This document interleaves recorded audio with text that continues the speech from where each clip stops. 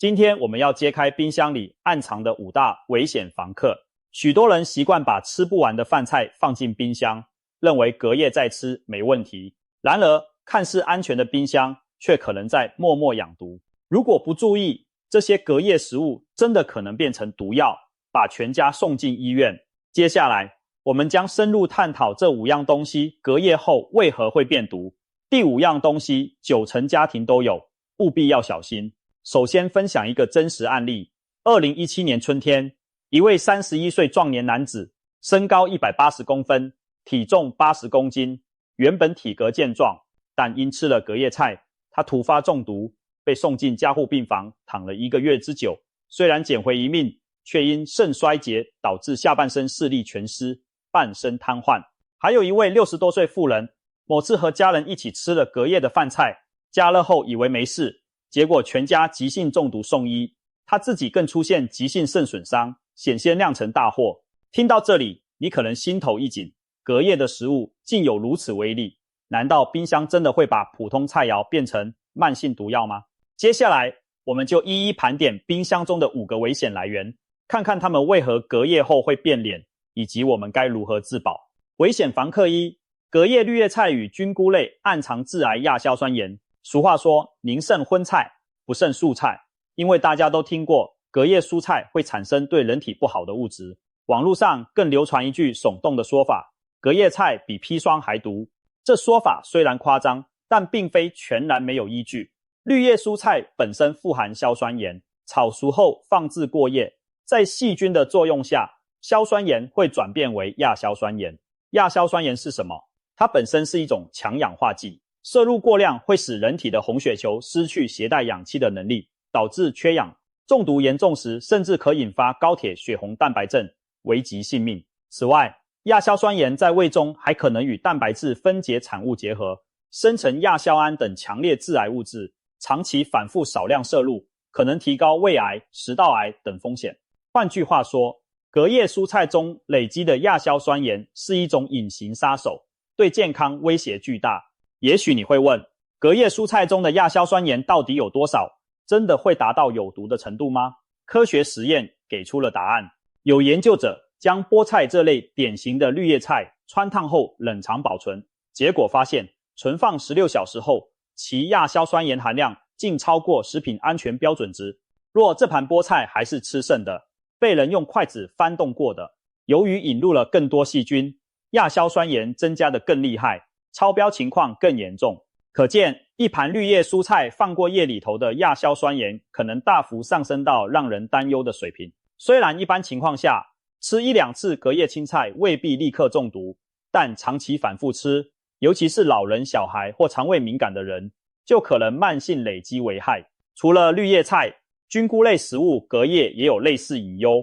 某些菇类如银耳、香菇等本身就含较多硝酸盐，存放过夜后产生的亚硝酸盐也不可小觑，吃了容易引起肠胃不适。民间还有句顺口溜，隔夜银耳比砒霜还毒。虽然不至于真像砒霜那么剧烈，但隔夜的银耳汤、蘑菇汤确实不建议再吃，以免摄入过多亚硝酸盐。另一样常见食材黑木耳，俗称云耳，若处理不当，甚至有致命危险。我们常需要将干木耳泡发后烹调，但要是泡发时间过长，环境不卫生，就可能滋生一种名为耶毒假单胞菌的细菌，产生可怕的米酵菌酸毒素。这种毒素耐高温，哪怕烹煮也无法破坏。中国就曾发生多起黑木耳中毒事件，一些家庭将泡发好的木耳隔夜存放，甚至放了好几天再吃，结果全家出现严重食物中毒症状。这类米酵菌酸中毒死亡率超过50%，被医生称为比砒霜还毒的天然毒素。在2020年，中国辽宁有一家6口吃了隔夜的自制发酵玉米面，其中含有泡发时间过长的木耳，结果造成5人死亡的惨剧。由此可见，不论是亚硝酸盐还是细菌毒素，隔夜的蔬菜和菌菇都潜伏着我们肉眼看不见的危机。那么，我们该如何避免亚硝酸盐陷阱呢？原则很简单，蔬菜现做现吃最好，尤其是绿色叶菜类，尽量每餐只做刚好能吃完的量，不要大锅炒了一堆，隔天再吃。如果的确有剩菜剩饭需要保存，务必尽快冷却后冷藏，不要在室温下放太久。实验显示，如果及时放入冰箱冷藏，6到24小时内的隔夜菜，亚硝酸盐量相对较低且安全。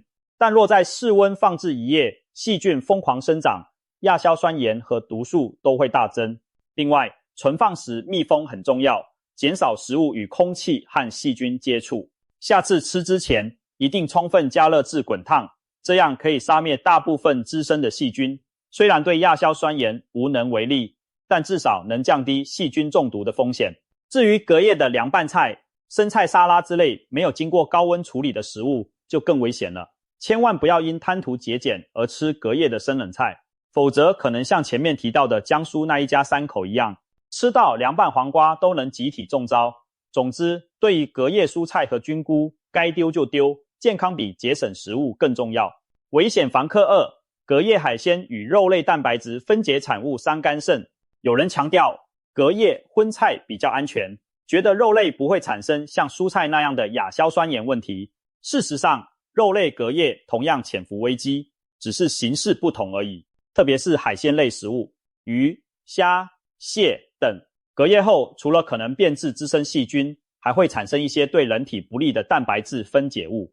当鱼虾类烹调后放置过一段时间，其中的蛋白质开始分解，可能生成胺类、氨基酸衍生物、组胺等物质。这些蛋白质降解物进入人体后，加重肝脏和肾脏的代谢负担，长期如此会伤肝损肾。营养师指出，隔夜海鲜释出的某些降解产物对肝肾功能不利，甚至可能引发过敏反应或消化道不适。尤其是海鲜富含丰富的蛋白质和不饱和脂肪酸，一旦不新鲜开始氧化分解，不但营养流失殆尽，还可能产生对身体有害的氧化产物。简而言之，隔夜的鱼虾蟹表面看起来还完好，实则内在的化学组成已经变得不友善。除了化学变化外，隔夜的荤菜还涉及细菌污染问题。千万不要以为冰箱的低温可以100%抑制细菌生长。其实有一种细菌最喜欢冰冷环境，那就是李斯特菌。李斯特菌广泛存在于泥土、污水中，常污染肉类、乳制品和蔬菜。一旦食物在处理时受到李斯特菌污染，即使放进冰箱冷藏，它仍能缓慢繁殖。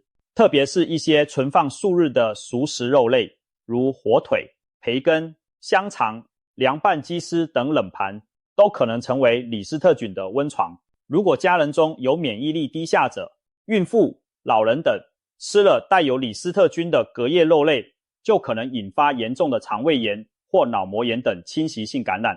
美国疾控中心就曾统计，李斯特菌感染的死亡率高达 20% 到 30%， 尤其对孕妇胎儿威胁极大。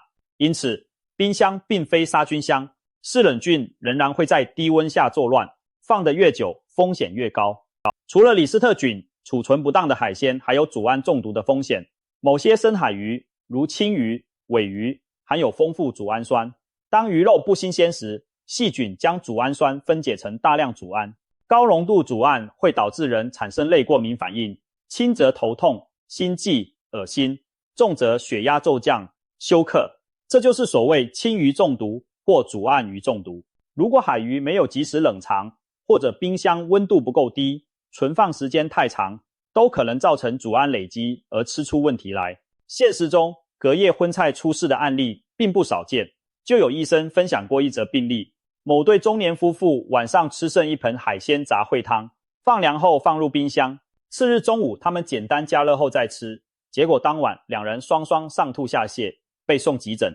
检查发现是细菌性食物中毒，怀疑罪魁就是存放过夜又加热不充分的海鲜汤。另一件事发生在夏天，一家人在餐馆打包剩菜带回家，其中有清蒸鱼和炒虾仁。隔天全家将这些剩菜热一下当午餐，没多久就集体出现呕吐腹泻。医院化验证实，他们吃下的隔夜海鲜里含有大量金黄色葡萄球菌产生的肠毒素。这种毒素耐热，即使加热也无法完全破坏，导致一家人食物中毒。那么我们该怎么避免隔夜荤菜的风险呢？首先，尽量少做过量的海鲜和肉类，现做现吃最新鲜，特别是海鲜。买回来就尽早烹调，尽早食用，不要在室温下放太久。如果实在吃不完，建议分装冷冻保存，胜过冷藏过夜。比如多出的鱼虾可以装入干净的保鲜袋，迅速冷冻，下次再彻底加热烹调，这样比熟的菜在冰箱睡一夜要安全。此外，千万注意加热温度和时间，隔夜荤菜再次食用前，务必要滚沸加热至少3分钟以上，确保食物整块透热。汤汁煮开后再保持沸腾片刻，让内部的细菌也被杀死。肉类如果块大，最好切开翻热，以免中心温度不够。还有，冰箱储存荤菜时生熟分开也很重要，生的鱼肉务必密封，放在冷藏下层，避免低脂污染到其他熟食，造成交叉感染。只要养成良好的食物保存习惯，冰箱中的荤菜就不会轻易变成伤人的毒药。危险房客3：隔夜液蛋类与豆制品细菌滋生与营养流失。再来看看鸡蛋这位冰箱常客，很多家庭早餐会煮茶叶蛋、水煮蛋，有时吃不完就连蛋带壳一起放冰箱，改天再吃。看似平常的隔夜蛋，其实也有学问。如果这颗蛋没有完全煮熟透，例如蛋黄还是半熟软心的溏心蛋，那隔夜后就潜藏细菌风险，因为蛋黄富含营养，半熟状态下可能还残留沙门氏菌等病菌没有被杀死。放久了，蛋黄正好成了细菌的培养皿，繁殖的细菌会穿透蛋壳或透过壳上细小气孔进入蛋内。在冰箱放一夜，看似完好的鸡蛋，其实内部可能细菌数暴增。吃了这样的隔夜溏心蛋，轻则肠胃不适、胀气，重则可能造成沙门氏菌食物中毒，出现严重腹泻、呕吐。就算是全熟的水煮蛋，隔夜吃也有些小麻烦。比如很多人发现隔夜的水煮蛋，蛋黄表面会出现一层灰绿色的物质，那是硫化铁沉积。这虽然不代表有毒，但从侧面说明蛋黄中的铁离子和蛋白中的硫化物发生了化学反应，蛋白质营养有所流失。而且鸡蛋存放时间长了，风味口感也变差，蛋白会变硬发，橡胶般弹牙，蛋黄干涩起沙。总体来说，新鲜煮熟的蛋最好当餐吃完，口味和卫生都是最佳状态。值得注意的是，一旦剥了壳的熟蛋，更不宜久放。剥壳后的鸡蛋相当于失去天然保护屏障，容易受到外界细菌污染。如果直接以室温放着1-2个小时，细菌就可能入侵繁殖。就算放进冰箱保存，也应该尽快食用，最好当天或次日吃完。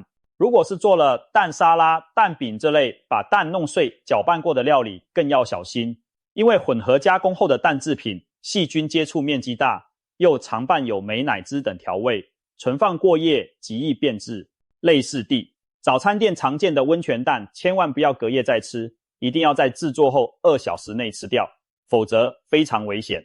曾有报道，一名男大学生吃了放了1夜的温泉蛋拌饭，结果感染沙门氏菌肠炎，高烧不退，住院治疗，真是得不偿失。除了蛋类，其实豆制品隔夜也值得留意，比如豆浆，营养丰富，但也极易变质。现磨的豆浆若放在室温下，几小时就可能酸败。即使冰箱冷藏过夜，次日喝也可能滋味变差，甚至长细菌。还有富含蛋白质的豆腐、豆干等，如果煮熟后放置过久，同样可能滋生大量微生物。俗话说，豆腐晚上生细菌，虽有点夸张，但豆制品确实不耐放。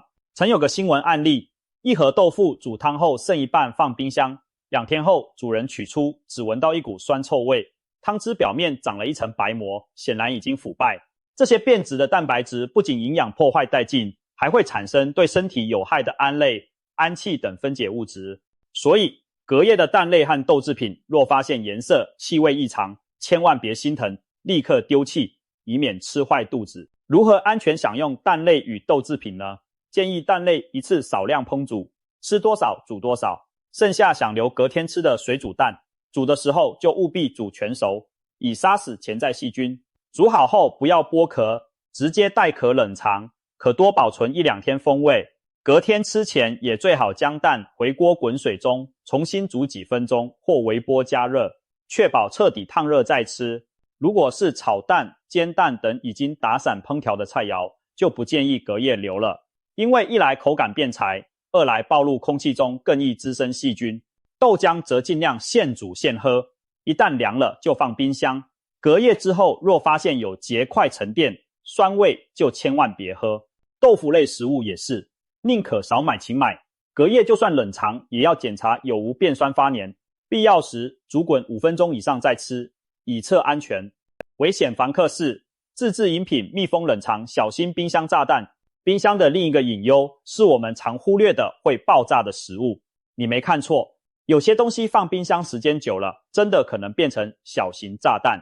最典型的例子就是自制果汁。夏天许多人喜欢把新鲜水果打成果汁、果昔，装瓶后放进冰箱冰镇，认为这样保存饮用两全其美。然而有些案例警告我们，密封瓶装的自制果汁在冰箱里放久了，可能突然砰的一声炸裂开来。前阵子网络上就热传一张照片，一瓶放在冰箱冷藏的百香果柠檬汁，居然炸得瓶底崩裂，汁液四溅，把冰箱搞得一团糟。有人戏称冰箱变炸弹，其实罪魁祸首不在冰箱，而是发酵产气。像百香果、杨梅这类水果榨的鲜汁，含有丰富的糖分和营养，非常利于微生物生长繁殖。在冰箱冷藏的环境下，虽然温度低，但仍有一些耐冷酵母菌、乳酸菌在缓慢活动，分解果汁中的糖，产生二氧化碳气体。若果汁密封在瓶中，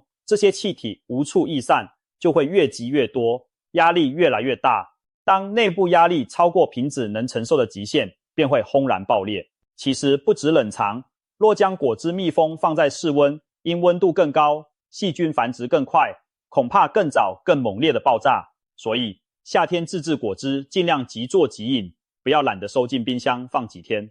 实在喝不完，要么不密封容器让气体出得来，要么倒进冰格冷冻保存。另外也可参考专家建议，百香果汁冷藏不要超过2天，时间长了风味变差不说，膨胀风险也增大。除了果汁，还有一些东西放冰箱也潜伏爆炸危机。常见的比如碳酸饮料、罐装或瓶装的可乐、汽水、啤酒等含气饮料，如果放进冷冻库，很可能把冰箱炸出裂缝。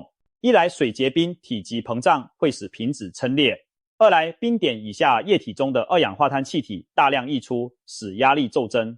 曾有人贪图快速冰镇，把啤酒丢冷冻，结果忘了拿，几小时后砰一声巨响，冷冻室门都被顶开，啤酒碎玻璃喷得满室皆是，又如干冰。千万别好奇往家用冰箱里存放干冰，因为干冰其实是固态二氧化碳，在家用冷冻室约零下18度，远高于干冰升华点的环境下，干冰会迅速气化，释放大量二氧化碳。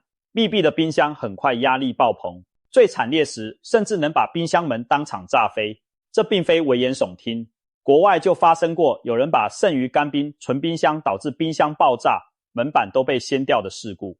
还有一些自制发酵食品在冰箱中同样要当心，例如自酿的水果酒、梅子酒、自制的糟辣椒、泡菜等，这些本身就是靠微生物发酵而成的东西，密封在冰箱里，如果不定期排气，也有可能发生爆炸。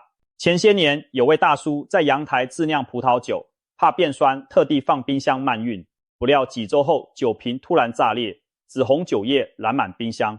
好在只是财产损失，没伤到人，但也有发生玻璃碎片溅伤的案例。所以如果喜爱自己动手做美酒、泡菜，一定要记得每隔1-2天打开排气，释放二氧化碳，或者使用带水封的传统泡菜坛，让气体自行溢出。总之，别让冰箱里的压力锅闷太久，否则可能哪天就砰然爆开，吓你一大跳。危险房客5，塑胶容器与袋子挥发出的隐形毒素。最后一个潜伏在几乎每个家庭冰箱中的隐形杀手，就是我们用来装食物的塑胶。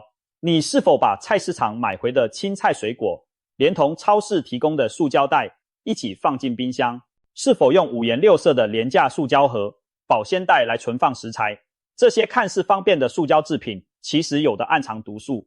许多塑胶袋和盒子在制造时添加了塑化剂，又称邻苯二甲酸酯类增塑剂，以增加柔软度和韧性。但这些塑化剂本来就不是给食物吃的东西，它们可以从塑胶中释放出来，污染我们的食物。尤其在冰箱这种密闭环境中，塑胶味往往特别明显。那其实就是各种挥发性化学物在弥漫，其中劣质有色塑胶袋危害最大。有些摊贩免费提供的黑色或深色塑胶袋是用回收塑胶再生制成，可能含有工业级的染料、重金属和塑化剂。如果用它们直接包裹蔬菜、肉类，这些有害物质可能慢慢渗入食物中。试想，我们辛辛苦苦从菜市场买回的新鲜菜，却把老板送的免费赠品一个暗藏毒素的袋子也一起带回家，让全家长期慢性中毒，这多冤枉！塑化剂类物质进入人体后会产生什么后果呢？科学研究表明，某些塑化剂具有类雌激素作用，会干扰人体内分泌平衡，长期大量摄入可能导致男性精子数下降，不孕不育，女性则可能促使性早熟、乳腺肿瘤等健康问题。此外，有的塑胶还含有双酚 A 等化学物质，也是一种内分泌干扰物，对儿童发育和成年人的代谢系统都有不良影响。虽然偶尔一次从塑胶袋吃到的塑化剂不致病，但日积月累就不得不防了。而且冰箱中的塑胶并非只在高温才释放毒物，低温下只是速度慢一些，但长时间接触照样会有有害分子迁移到食物里，特别是接触到油脂的情况，很多塑化剂是脂溶性的，油油的肉汤装在塑胶盒里，或者油炸食品用塑胶袋装，毒素更容易溶出渗入。因此，我们应该尽量减少冰箱里不安全塑胶的使用。食品级的保鲜盒、保鲜袋可以用，但也要挑选信誉良好的品牌，避免购买三无产品。带颜色的塑胶袋千万不要直接装熟食和即食食材，宁可用干净无色的食品袋替换。最好的是使用玻璃容器或瓷器来盛装存放食物，安全又环保。不少人爱用保鲜膜覆盖食物放冰箱，保鲜膜其实也分材质，传统 PVC 材质的保鲜膜就含有塑化剂成分，而 PE 材质的则相对安全无毒，所以也要看清标示，选用适当的产品。同时，存放食物时等待冷却再放塑胶盒也是基本常识。太热的食物直接装入塑胶，会加速化学物质释出。还有，不要长期反复使用一次性塑胶容器，更别拿非食品级塑胶盒罐来装吃的。比如有人拿工业用塑胶桶腌菜，那就非常危险。善待家人的健康，就从整理我们冰箱里那些塑胶袋、塑胶盒开始，把不该用的都换掉吧。说了这么多，你是不是已经开始回想自己冰箱里的情况？别慌，我们并不是要妖魔化冰箱，也不是说隔夜食物一律有毒吃不得。事实上，冰箱是现代家庭必不可少的保存神器，只要正确使用，它依然是保障食物安全的新鲜伙伴。我们强调这些冰箱养毒的例子，是希望大家明白，冰箱只能减缓食物腐败，却无法让食物长生不老。低温下，细菌虽然大多休眠，但一些耐冷菌仍顽强生长。化学变化虽然慢了，但并非完全停止。因此，时间仍是关键因素，无论什么食物，存放时间一久，安全隐患就会逐渐增加。冰箱不是保险箱，它更像是一座食物的慢时间炸弹，在我们不注意时默默滴答作响。要避免悲剧发生，其实并不困难。总结来说，就是8个字：勤整理、快食用、勤加热、善保存。勤整理就是经常清理冰箱，过期变质的果断丢弃，不让危险房客长期住下去。快食用就是采取先存先吃的原则，剩菜隔餐就吃完，冰箱食物不要囤积太久。勤加热就是每次取出的剩菜都充分热透再吃，杀死可能的病菌。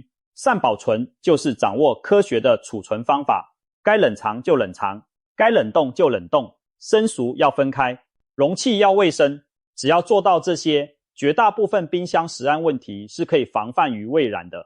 最后，我们再回顾一下这5样隔夜后潜在变毒的东西：绿叶菜和菇类，隔夜产生亚硝酸盐和毒素；海鲜鱼肉，隔夜蛋白质分解伤肝肾，易滋生细菌；鸡蛋和豆制品，隔夜细菌繁殖，营养流失；自制密封饮品，冰箱发酵可能爆炸；塑胶袋盒释出塑化剂等化学毒素，它们是不是几乎每个家庭都可能遇到？现在你不妨就去检视一下自家冰箱，把那些不安全的隐患揪出来。或许丢掉一盒剩菜有点心疼，换掉一堆塑胶袋嫌麻烦，但这些改变可能换来的是全家人的健康和平安。冰箱可以是美食的延长线，也可能是一把悬在餐桌上方的双刃剑，就看我们如何去使用它。希望今天的深入解析能让您对冰箱里的这些隔夜毒药有了新的认识。记住，健康无小事，让我们一起养成良好的饮食和存储习惯，别再让冰箱偷偷养毒，守护好家人的餐桌安全。